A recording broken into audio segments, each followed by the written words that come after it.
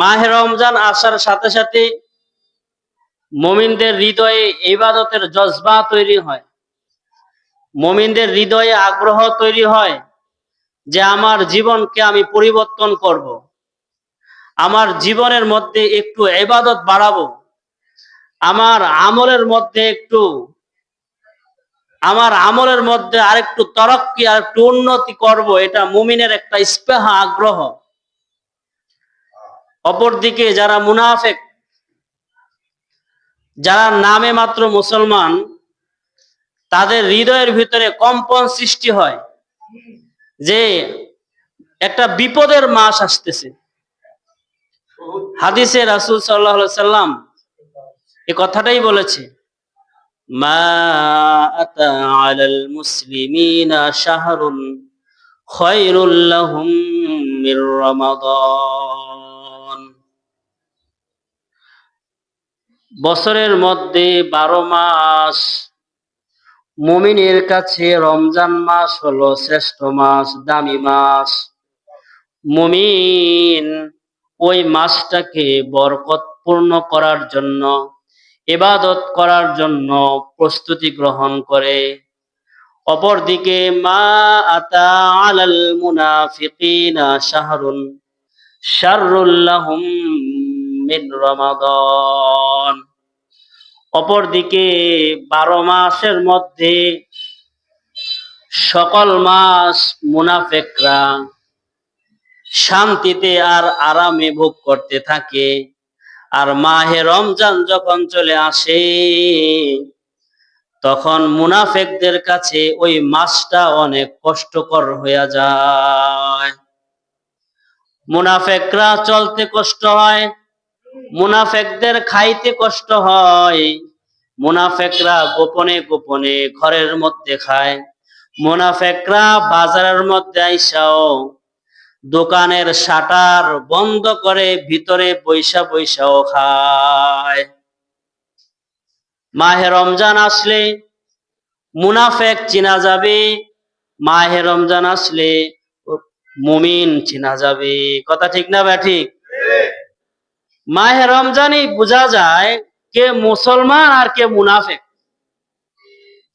মুসলমান আর মুনাফিক রমজান মাস আসলে বোঝা যায়। নবীজি বলেন, মুমিনের কাছে রমজান মাস হবে একটা ভাগ্যের মাস, আর মুনাফিকের কাছে রমজান মাস হবে কষ্টের মাস। আমরা রমজান মাসটাকে ভাগ্যের মাস হিসেবে গ্রহণ করার জন্য আল্লাহ তাআলা আমাদেরকে কবুল করে, বলেন আমিন। মহানবী হযরত মুহাম্মদ মুস্তাফা সাল্লাল্লাহু আলাইহি ওয়াসাল্লাম একদিন মসজিদের মিম্বরে উঠতে প্রথম সিঁড়িতে প্রথম ধাপে যখন পা দিলেন তখন বলে আমিন। দ্বিতীয় ধাপে যখন পা দিলেন তখনও বলেন আমিন। তৃতীয় ধাপে যখন পা দিলেন নবীজি বলেন আমিন। নবীজি সিস্টেম মতো খুতবা শেষ করে, খুতবার পরে যখন নিচে নামলেন, সাহাবায়ে কেরাম নবীজিকে ডাক দিয়া বলে, ওগো নবী,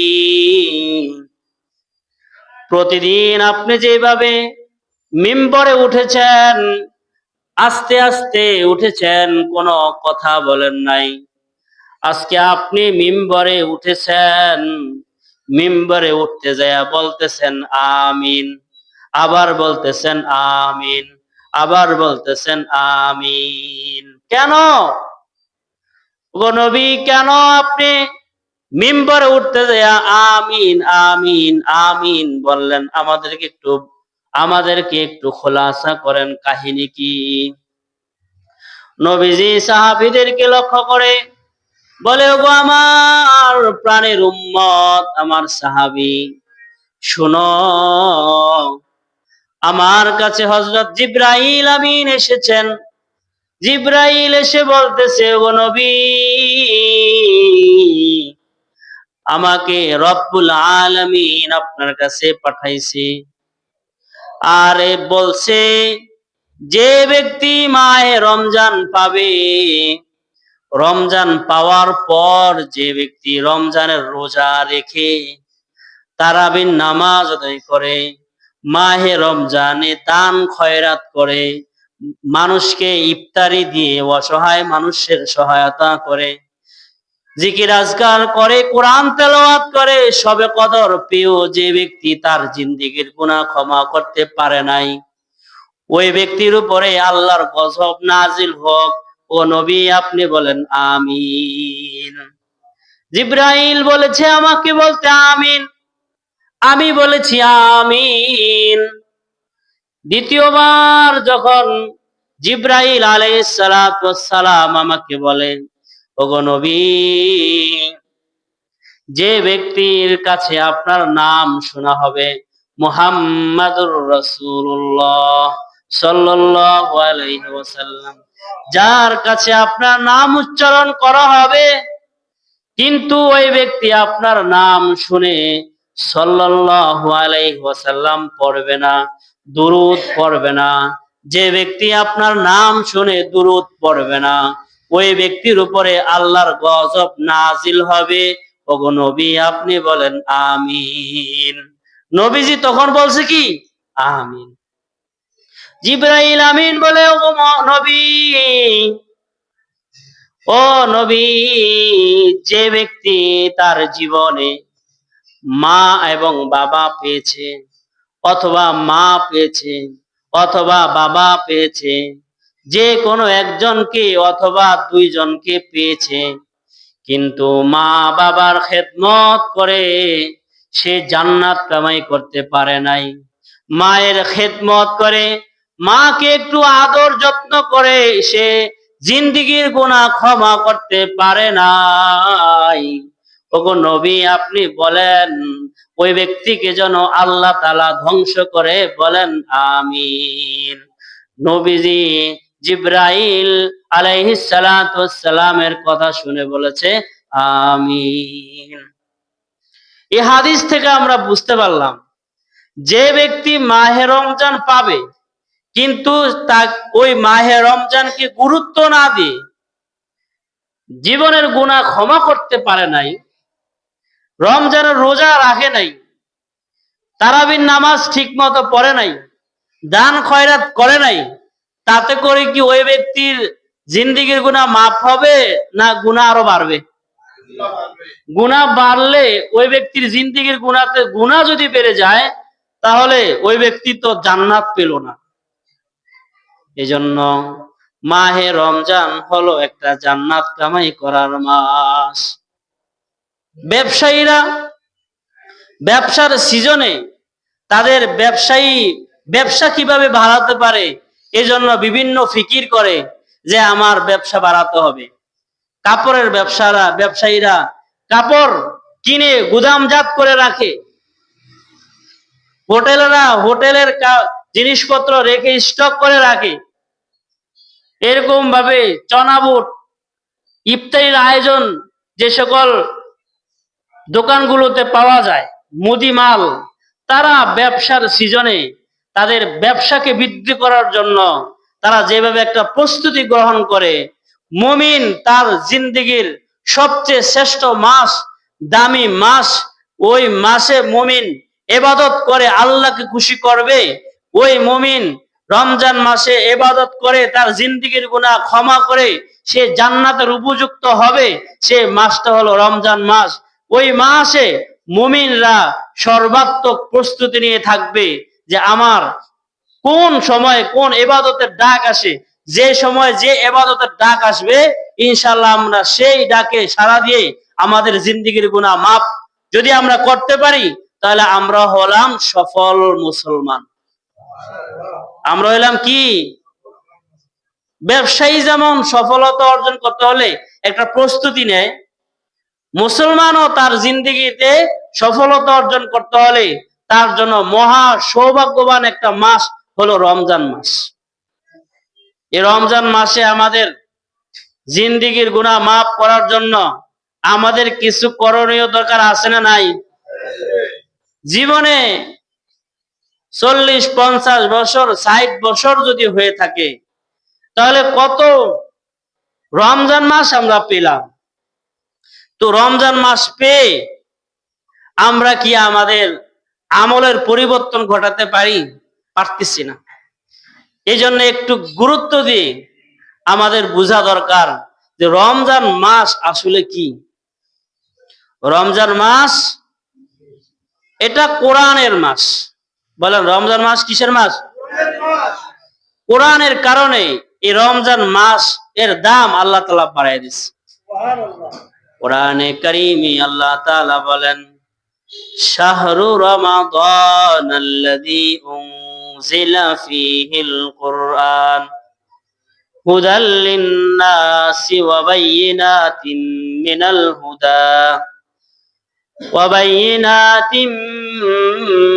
মিনাল হুদা ওয়াল ফুরকান। রমজান মাস হলো ওই মাস যেই মাসে আল্লাহ তাআলা কোরআন নাযিল করেছেন। এই কোরআনের কারণে আল্লাহ তাআলা রমজানের দাম বাড়াইয়া দিচ্ছেন। তাহলে রমজানের কারণে কার দাম বাড়ছে? কোরআনের কারণে আল্লাহ তাআলা রমজানের দাম বাড়াইছে। কোরআনের কারণে শবে কদরের দাম বাড়ছে। শবে কদর কোরআনে কারিমে আল্লাহ তাআলা বলছেন, লাইলাতুল কদরি খায়রুম মিন আলফি শাহর। লাইলাতুল কদর, শবে কদরের রাত্র, এটা 1000 মাস থেকে অনেক দামি। রমজান মাস দামি, শবে কদর দামি। শবে কদর দামি হওয়ার কারণ হলো ওই মাসে আল্লাহ তাআলা কোরআন নাযিল করেছেন।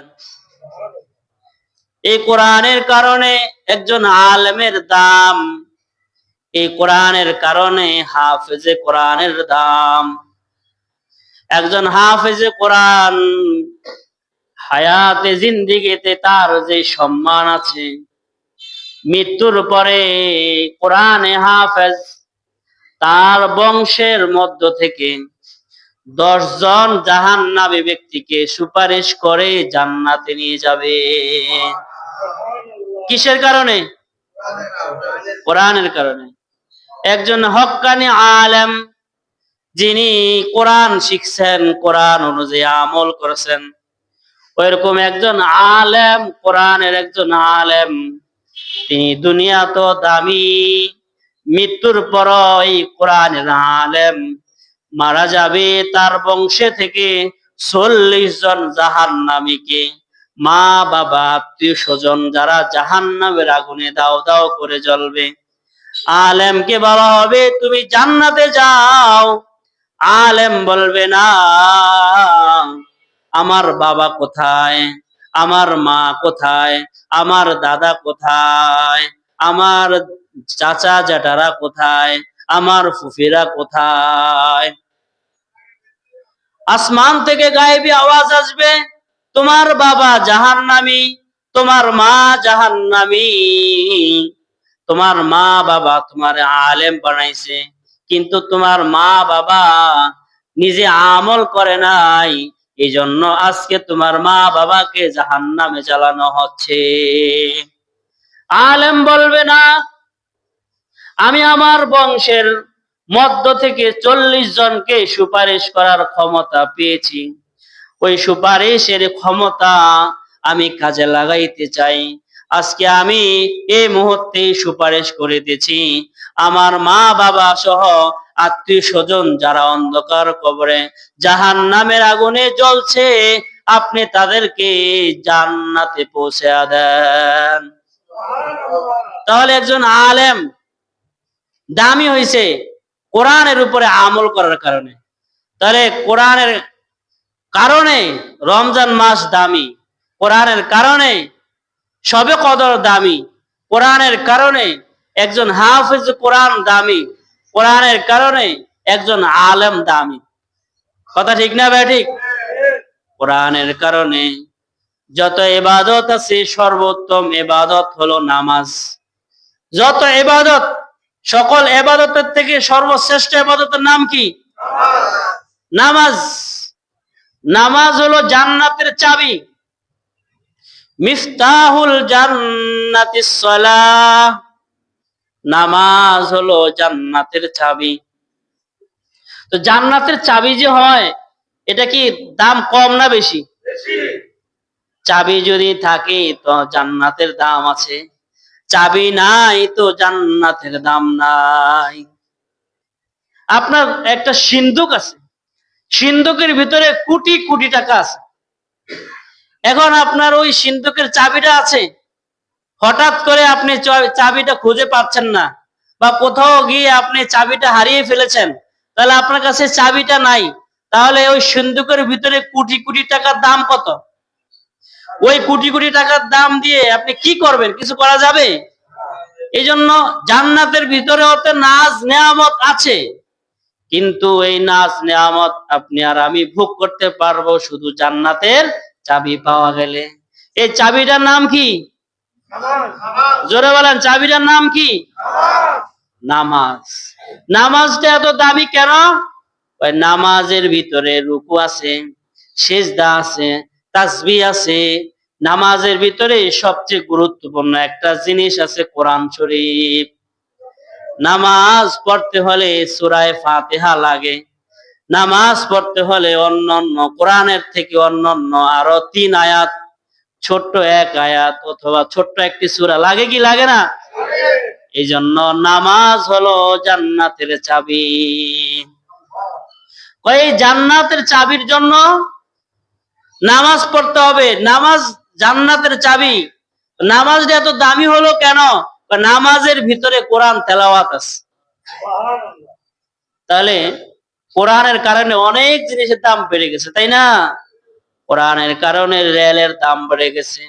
কোরআনের কারণে কম দামি একটা কাপড় যখন নিচে পড়ে যায় তো কোরআনের ছোঁয়া লেগেছে, এই জন্য নিচে পড়ে থাকা গিলাফটা যখন মাটিতে পড়ে যায়, তাহলে আমরা মুসলমান হিসেবে ওই গিলাফটা ধরে চুমু খাই, খাই না? কেন খাই? এটা কি দাম? কোরআনের কারণে। একজন মুসলমান দামি। পৃথিবীতে যত উম্মত আছে সকল উম্মতই দামি, কিন্তু সবচেয়ে দামি আখিরি জামানার উম্মত। কারণ কি? আখিরি জামানার উম্মতের উপরে কোরআন নাযিল হয়েছে। সকল নবীরাই দামি। আদম আলাইহিস সালাতু ওয়াস সালাম থেকে মুহাম্মদ সাল্লাল্লাহু আলাইহি সাল্লাম পর্যন্ত সব নবীদের দাম আছে না নাই? সবাই তো কয় না, আছে না নাই? সবচেয়ে দামি নবী কে? মুফাসসিরিনে কেরাম, মুহাদ্দিসিনে কেরাম, ব্যাখ্যাকাররা বলেন এই মুহাম্মদ নবীর দাম বেশি কেন? এই নবীর উপরে আল্লাহ তাআলা কোরআন নাযিল করেছেন। কোরআনের কারণে নবীর দাম। কত পয়গম্বর আল্লাহ তাআলা সৃষ্টি করেছেন, কত পয়গম্বর! ওই পয়গম্বরের তো শেষ নাই। সব পয়গম্বরের চেয়ে হযরত জিবরাইল আমিনের দাম বেশি। জিবরাইল আলাইহিস সালামের দাম এত বেশি কেন? জিবরাইল আলাইহিস সালাতু ওয়াস সালাম লৌহে মাহফুজ থেকে কোরআনের আয়াত, 1 আয়াত 2 আয়াত করে, একটি সূরা 2টি সূরা করে আমাদের নবীর কাছে নিয়ে এসেছেন। পৃথিবীতে অনেক গর্ত আছে, অনেক গর্ত। পাহাড়ের ভিতরে অনেক ছোট ছোট কি আছে? গর্ত আছে। তো তার মধ্যে থেকে সবচেয়ে শ্রেষ্ঠ গর্তের নাম হলো হেরা গুহা। বলেন সবচেয়ে শ্রেষ্ঠ এবং দামি গুহার নাম কি? হেরা গুহার দাম বেশি। হেরা, হেরা গুহা কেন? ওই গুহার মধ্যে আমাদের নবীজি ধ্যান করতেন। কে? আল্লাহ কে? আল্লাহ আমাদেরকে কেন বানালেন? কেন বানালেন? কেন বানালেন? কে বানালেন? এরকম ধ্যান করতে করতে করতে করতে এক সময় হঠাৎ করে হেরা গুহার মধ্যে হযরত জিবরাইল আলাইহিস সালাতু ওয়াস সালাম আইসা গেছে। আয়েশা বলতেছে, ওগো নবী ইকরা। নবীজি বলে, মা আনা বিকারিন, আমি তো পড়তে পারি না। নবীজি কে জিবরাইল আলাইহিস সালাতু ওয়াস সালাম জড়িয়ে ধইরা বললেন, চাপ দিলেন, চাপ দিয়া বলে, ছেড়ে দিয়া বলেন ইকরা। নবীজি বলেন, মা আনা বিকারিন, আমি পড়তে পারি না। আবার চাপ দিয়া ধরলেন, ধরে আবার ছেড়ে দিয়া বললেন ইকরা। কয় পারি না। আবার চাপ দিয়া ধইরা আবার ছেড়ে দিয়া বললেন ইকরা। যখন 3 বার চাপ দেওয়ার পরে যখন বলছে, এখন 5টি আয়াত একসাথে জিবরাইল আলাইহিস সালাতু ওয়াস সালাম পাঠ করেছে। আর আমাদের নবীও একসাথে 5টি আয়াত বলে দিয়েছেন। যেই জায়গার মধ্যে সর্বপ্রথম কোরআন নাযিল হয়, ওই জায়গাটার নাম হলো হেরা গুহা। যে জায়গাতে সর্বপ্রথম কোরআন নাযিল হয়, ওই জায়গার নাম কি? এই জন্য হাজী সাহেবরা রমজান মাস যে কোনো সময় হজে যায়, উমরায় যায়, যাইয়া এক নজর হলো হেরা গুহাটা একটু দেখা আসে। হেরা গুহাতে অনেক আল্লাহর বান্দা আছে, হাজী সাহেবরা আছে। ওই হেরা গুহাতে বইসা বা দাঁড়াইয়া 2 রাকাত নামাজ আদায় করে দোয়া করে। আল্লাহর নবী বলেছে, যে ব্যক্তি এই হেরা গুহার মধ্যে 2 রাকাত নামাজ পড়ে আল্লাহর কাছে দোয়া করবে, আল্লাহ তাআলা তার সকল দোয়া কবুল করবে। ওই গুহাটার নাম কি? এই হেরা গুহার দাম বাড়ছে কেন? কোরআনের কারণে। কোরআনের কারণে এত জিনিসের দাম বেড়ে গেল, এত জিনিসের দাম বেড়ে গেল। তো আমরা কোরআন যে এত দামি, এটা আমরা বুঝতেছি না। আমরা মনে করতেছি ঘর একটা বিল্ডিং করলাম, ছেলে একটা বাইরে পাঠাইলাম, লন্ডন আমেরিকা পাঠাইলাম, বাস রাস্তাঘাটে ঘুরমু, মোড়লগিরি করবো, আর মানুষে আমারে সাপ বলবে, এটাই মনে হয় দামি। পায় না, এটি যা আছে এটি সব হুদা রে হুদা। বলেন, এটি সব কি? এটি হুদা রে হুদা। এক ব্যক্তি অনেক ধনী, অনেক ধনী, তো সে ব্যক্তি কখনোই মানুষকে আল্লাহ রাস্তায় দান করে না, কোনো সময় দেয় না, আল্লাহ রাস্তায় দেয় না। সব সময় নিজে খায়, নিজের জন্য, ছেলে বিয়েদের জন্য, ব্যবসা বাণিজ্য সবকিছু ছেলেদের জন্য করছে। তো হঠাৎ করে উনি স্বপ্ন দেখে উনি মারা গেছে। মারা যাওয়ার পরে তো উনি একদিন রাস্তা দিয়ে আসার পথে, মৃত্যুর আগে, মানে যে সময় স্বপ্ন দেখছে স্বপ্নের আগে, তো উনি স্বপ্নে দেখছে উনি মারা গেছে, তার আগে উনি একজন গরিবকে 10টা টাকা দিছে। কয় টাকা দিছে? 10 টাকা দিছে। বিকেল বেলা ওই রাত্রে উনি স্বপ্নে দেখছে উনি মারা গেছে। মারা যাওয়ার পরে এখন উনি তো সব অন্ধকার দেখতেছে, অন্ধকার আর অন্ধকার, কিছুই দেখা যায় না। ফেরেশতারা এসে জিজ্ঞাসা করে, কি ব্যাপার, তোমার জীবনে কোনো আমল আসেনি? না, আমার তো জীবনে কোনো কি নাই, আমল নাই। তো তুমি যে অনেক বাড়ি গাড়ি অট্টালিকা, ছেলে মেয়েদেরকে আমেরিকা ইউরোপ পাঠাইলা, এত কিছু করলা, তাদের জন্য করলা, তো তোমার জন্য কি করলা? তখন ওই লোকটা বলতেছে, আমার জন্য তো আমি কিছুই করিনি। তো ফেরেশতা বলতেছে, দেখো, তুমি কোটি কোটি টাকার মালিক পৃথিবীতে, কিন্তু মৃত্যুর পরে আজকে যে তুমি কবরে আছো, তুমি মাত্র 10 টাকার মালিক। সুবহানাল্লাহ তো কইলেন না? কিও ভাই, আমার 10 টাকার মালিক কেমনে, আমার তো কিছুই নাই। কয় না, এটা আছে। তুমি 10 টাকা গরিব মিসকিনকে দিছ, মনে আসেনি? কয় হ, আমি 10টা টাকা দিছিলাম। সারা জিন্দেগিতে মানুষ আল্লাহ রাস্তায় দেয় না, এরকম লোক আছে না? নাই, দেয়ই না। আরো মানুষের থেকে নেয়া লিগা থাবিয়া নেওয়ার লিগে অনেক কি পাগল হয়ে থাকে। তো বলছে জিন্দেগিতে আপনি অনেক কিছুই করলেন, আপনার জন্য আপনি কি করলেন?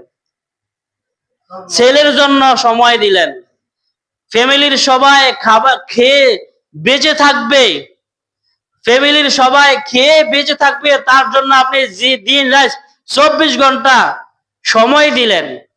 তো যে আপনি যে ঘরে থাকবেন অন্ধকার কবরে, যে অন্ধকারের জায়গাতে কোনো রাত্রে আলো দেয় না, লাইট থাকে না, সেখানে ঝিঝি পোকার শুধু আওয়াজ শোনা যায়, সে জায়গায় যে আপনি আর আমি থাকবো, ওই জায়গার জন্য আমরা কি করলাম? ওই জায়গার জন্য মাহে রমজান আসতেছে, একটু কিছু করার দরকার আছে না নাই? রমজান মাসে আমরা আমাদের এই সময়টাকে কাজে লাগাতে হবে। জিন্দেগি ফুরিয়ে যাচ্ছে। গত রমজানও আমাদের এখানে আব্দুল খালেক যে ব্যাপারী হাজী সাহেব মনে আসেনি? এই হাজী সাহেব আপনারা এখন যেমন সুবহানাল্লাহ কইছেন, গত বছর এই উনি এখানে বৈশাখ জোরে জোরে কি বলতো? এই রমজানের মাসলা মাসাইল বলার সময় উনি বলছে সুবহানাল্লাহ, আল্লাহু আকবার। উনি বলছে, সময় পেলে আমার ভিডিওতে আছে ওনার সুবহানাল্লাহ, আমার মনে আছে এখনো। কিন্তু ওনার কথা মনে আছে, সুবহানাল্লাহ মনে আছে, কিন্তু উনি আসেনি। আজকে আমরা এখানে মজলিসে আছি, অনেক কথাই আমরা বলতেছি, সুবহানাল্লাহ আলহামদুলিল্লাহ বলতেছি, কিন্তু আগামী বছর রোজার সময় আমরা পাবো কিনা, বা এই রমজান আমরা পাবো কিনা এখনো তো নিশ্চিত না। এখনো কি নিশ্চিত নাকি? এই জন্য এখন থেকে নিয়ত করি, আল্লাহ পিছনে যা গেছে তো গেছে, পিছনে যা গেছে গেছে, সামনের এই রমজানটা যেন আমরা ইবাদতে কাটাতে পারি, আল্লাহ আমাদেরকে তৌফিক দান করিয়েন।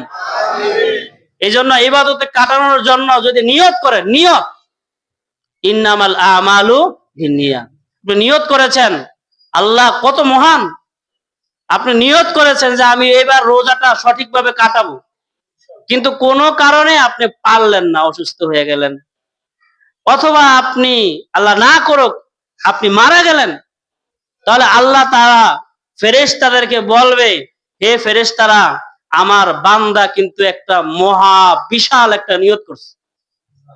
তো কি নিয়ত করছে? নিয়ত করছে রমজানে, পুরা রমজানে সে ইবাদত করবে।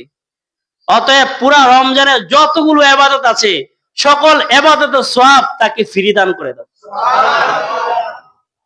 ফেরেশতারা বলবে সে তো করে নাই, বেশি ফট পড়েও না, আমার বান্দা নিয়ত করছে আমাকে খুশি করার জন্য, আমি বলতেছি লিখে দাও, ফেরেশতারা সাথে সাথে লিখে দিবে, শুধুমাত্র কি করার কারণে।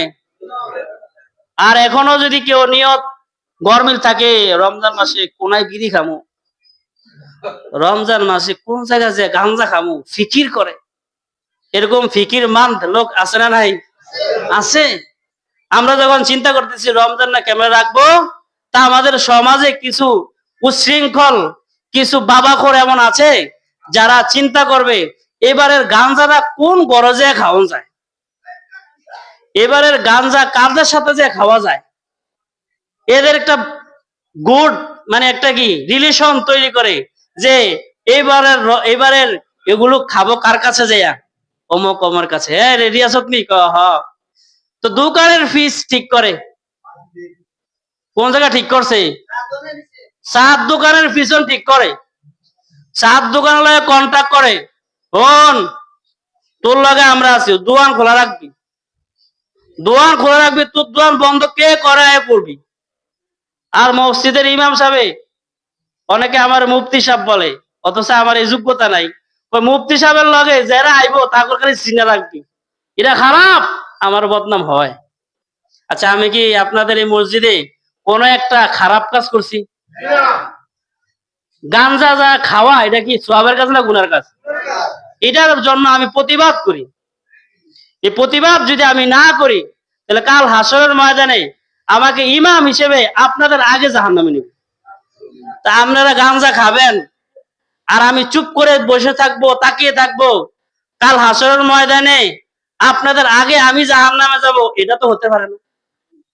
বাবা বাবা, দুনিয়াতে বেকেই চালাক, আর আমিও কিন্তু চালাক। গতকালকে আপনাদের নারীরা, আপনাদের বাড়ির নারীরা বাজার ভরে গেছে ফুল কেনার জন্য, আমি প্রতিবাদ করেছি। তার মধ্যে আমাকে কেউ বলছে ঠিক আছে হুজুর, আর কেউ বলছে হুজুর একেবারে বেশি কয়, হুজুর একদম বেশি কয়। আমার এই জায়গাটাই বলার, এটা আমি আমার কথা বলি না, কথা বলি কার? আল্লাহ নবীর কথা আমি বলছি। আপনার ভালো লাগে করেন, আপনার ভালো না লাগে না করেন। রমজান মাস গুনাহ মুক্ত জিন্দেগি গড়ার মাস। আপনি যদি গুনাহ মুক্ত জিন্দেগি গড়তে না চান তো আপনার ব্যাপার, তবে পরিবেশটা দূষিত করবেন না, পরিবেশটা দূষিত করবেন না। বাজারের ব্যবসায়ী যারা আছে, ব্যবসায়ী সমিতি অনেক কি এখানে আছেন, আপনাদের হাতে ধরি আপনারা একটু উদ্যোগ নেন যে এই রমজানে দিনের বেলা কোনো হোটেল চায়ের দোকান খোলা রাখা যাবে না। যদি খোলা রাখে প্রয়োজনে 50,000 টাকা বা 1 লক্ষ টাকা জরিমানা করবেন। জরিমানা আপনারা যদি না করেন তাহলে কাল হাসরের ময়দানে আপনারা বাজার ব্যবসায়ী হওয়ার কারণে ওই দোকানদাররা যেই সকল গুনাহ করবে আপনাদেরকেও সেই গুনার বোঝা নিয়ে হাসরের ময়দানে দাঁড়াতে হবে। নবীজি বলেছেন আলা কুল্লুকুম রাইন, তোমরা প্রত্যেকেই দায়িত্বশীল। বাজার কমিটি আপনারাও দায়িত্বশীল। কাল হাসরের ময়দানে আল্লাহ তাআলা আপনাদের দায়িত্ব সম্পর্কে জিজ্ঞাসা করবে। হ্যাঁ, সভাপতি হইছো, সেক্রেটারি হইছো, আইও বাজারের দোকান খোলা রাখছো তোমরা দেখো না, তোমাকে চোখ কি হয়েছে? চোখের মধ্যে সীসা ঢেলে দিবে। মসজিদের ইমাম সাহেব বলছে হুনো না, কানের ভিতরে সীসা ঢেলে দিবে। এই জন্য চোখের মধ্যে, আপনার চোখে কেন সীসা ঢালতে হবে? আপনার কানে কেন সীসা ঢালবে? যারা গুনাহ করবে তাদের জন্য ঢালে। এই জন্য আমরা আমাদের কাজ করব। কি বলেন, রাজি আছি তো? বাজার কমিটির দায়িত্ব পালন করবে। আর প্রত্যেকটা দোকানদার তারা আমরা আমাদের দায়িত্ব পালন করব। প্রতিবেশী দোকানদারকে সতর্ক করবো, ভাই একসাথে থাকি, আপনারা একটু সতর্ক হন যে ভাই চার দোকান খোলা রাখো না। আল্লাহ তোমার ব্যবসার মধ্যে বরকত দিবে, দিবে কি দিবে না? ব্যবসার এই বরকত দেওয়ার মালিক কে? তাই রমজান মাসে বেনামাজি আর বেরোজাদার আর হলো গাঞ্জাখোররে খাওয়াইলে আপনার ব্যবসার বরকত হবে, কে বলছে আপনাকে? আল্লাহ তাআলা আমাদেরকে মাহে রমজানের গুরুত্ব বুঝে আমাদেরকে প্রস্তুতি গ্রহণ করার তৌফিক দান করুন।